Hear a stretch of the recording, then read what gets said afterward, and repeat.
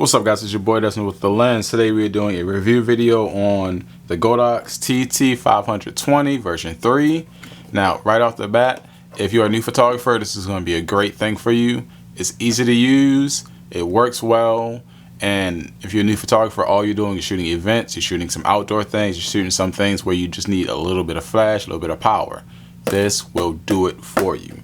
Now, it comes in a nice little packaging, that way you can always keep everything together. But this is the product itself. Now, you do need four AA batteries in order to use it, but turns right on, has a nice screen so that you can tell what it is. You can tell the power, you can tell manual slave, you can also tell how powerful it is, and then you can adjust it just like that. This button lets you know that it's ready. It also lets you test fire it. Not too much, real nice and simple, real easy. On the side, let's see, let me zoom in for you real quick, and then I'll bring it in here. Now,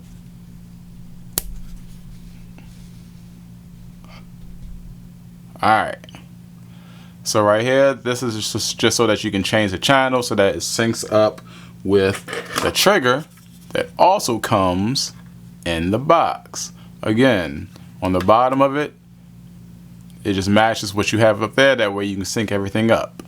But coming back to the trigger in a second. As I said, this is real great, especially if you're a newer photographer. It's real easy to read, real easy to understand. Not too much going on. For older cameras, it does have a nice little port so that you can manually hook it up if you want to. But for most newer generation cameras, all you gotta do is slide this onto the hot shoe and you're great. Speaking of hot shoes, it does also come with some feet. That way you can have it on the ground, angled up at a model if you want to, or you can screw it on top of another tripod so you can have it as your main light. If this is going to be your main light, of course you can't have it on the camera, so it comes with a trigger. Now, I don't like the fact that the trigger battery is kind of hard to replace. Like, you gotta kind of pull this apart just to get it down, and most people, you should not have to ever replace it. Honestly, by the time it's time to replace the battery, you probably it's easier just to buy a new one. It's not that expensive.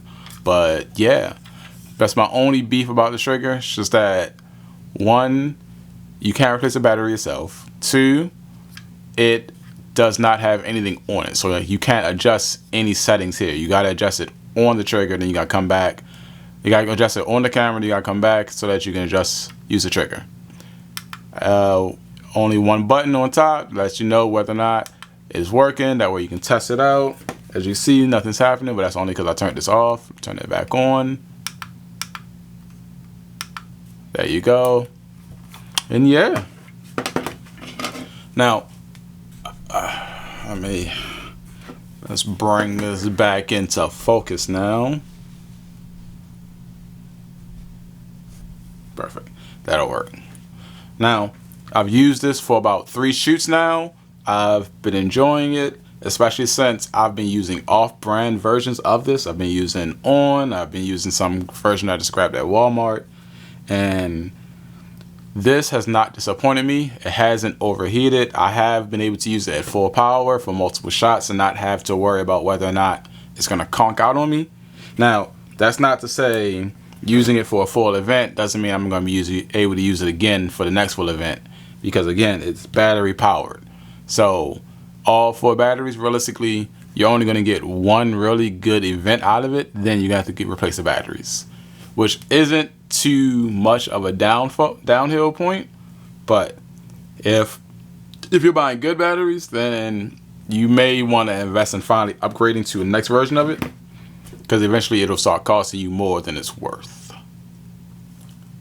Deuces.